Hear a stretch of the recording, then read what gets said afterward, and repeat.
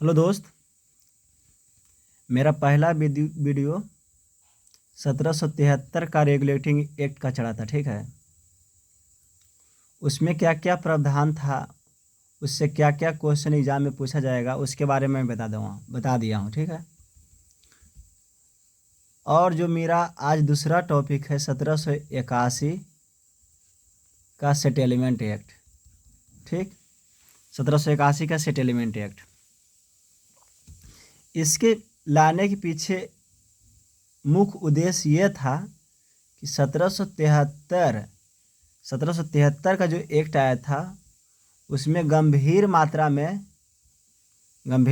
में जो दोष उत्पन्न हो गया था, ठीक है। कंपनी में कुछ छूट गया है, उसको सुधार करने के लिए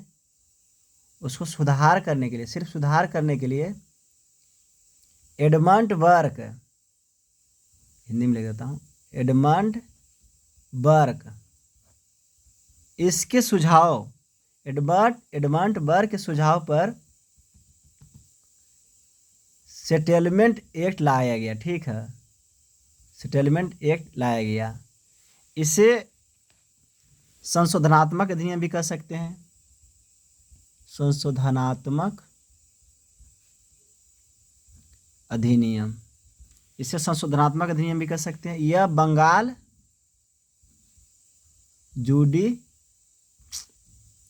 जुडिकेचर अधिनियम भी कह सकते हैं, ठीक है। मैंने पहला वीडियो जो 1773 का आया था, उसमें मैंने ये बताया था कि 1773 के एक्ट के तहत बम्बई, मद्रास और कलकत्ता तीनों प्रेसिडेंसी को मिलाकर एक बंगाल का गवर्नर जनरल के अधीन कर दिया था, ठीक है। ये बम्बई की प्रेसिडेंसी के गवर्नर, मद्रास प्रेसिडेंसी के गवर्नर और कलकत्ता प्रेसिडेंसी के गवर्नर, तीनों गवर्नर को बंगाल के गवर्नर जनरल के अधीन कर दिया गया, ठीक है। जैसे जो मैंने बताया था ना, जनरल पोस्ट लाया गया था, ठीक उसी प्रकार इसमें एक नया चीज़ जोड़ा, ठीक है। 1781 में इसने क्या किया कि बंगाल, बिहार और उड़ीसा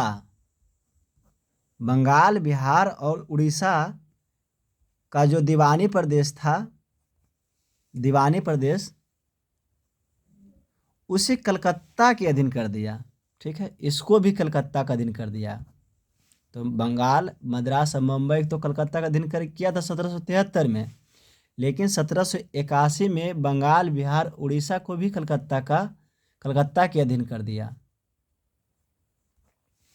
अब दोस्त यहाँ देखना है कि अब कलकत्ता का अधीन विधि बनाने का दो प्रमुख स्रोत प्राप्त हो गया। कौन कौन?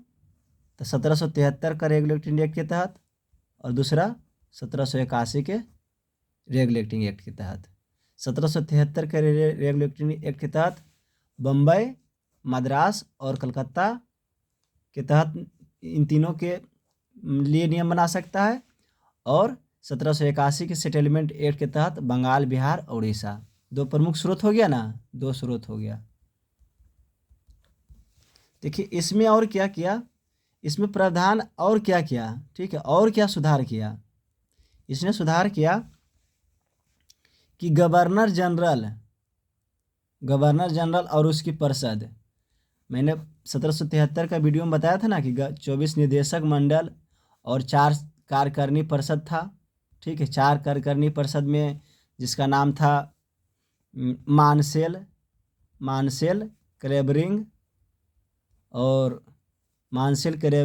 और बारवेल, ये सब जो 4 सदस्यीय कार्यकारिणी परिषद था, इसको क्या किया कि गवर्नर जनरल और उसकी परिषद को सर्वोच्च न्यायालय, ठीक है, जो 1774 में कलकत्ता में सर्वोच्च न्यायालय की स्थापना किया था, 1774 वाला, इसका अधिकार क्षेत्र से क्या कर दिया गया, समाप्त कर दिया गया, ठीक है।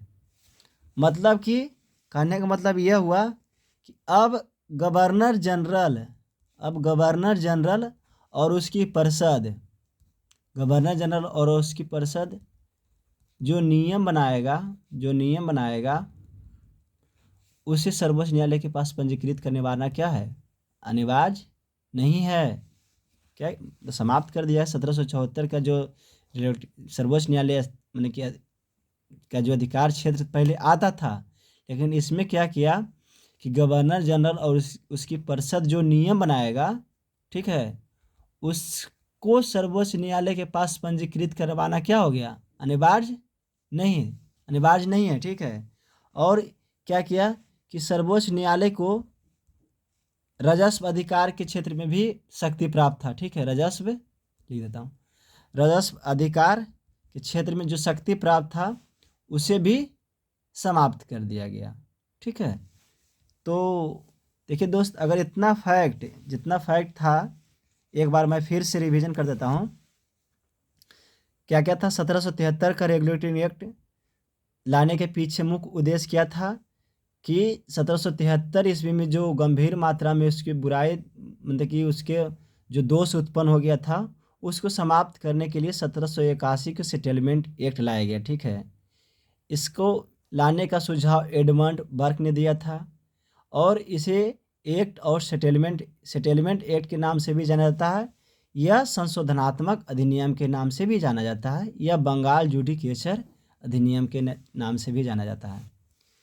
पहले मैंने बताया था कि 1773 का रेगुलेटिंग एक्ट के तहत बंगाल, मद्रास और बम्बई प्रेसिडेंसी को कलकत्ता प्रेसिडेंसी के अधीन कर दिया था। ठीक है, ठीक, और एक नया पोस्ट जनरल का पोस्ट लाया था जो वारेन हेस्टिंग्स को प्रथम सहभाग प्राप्त हुआ था।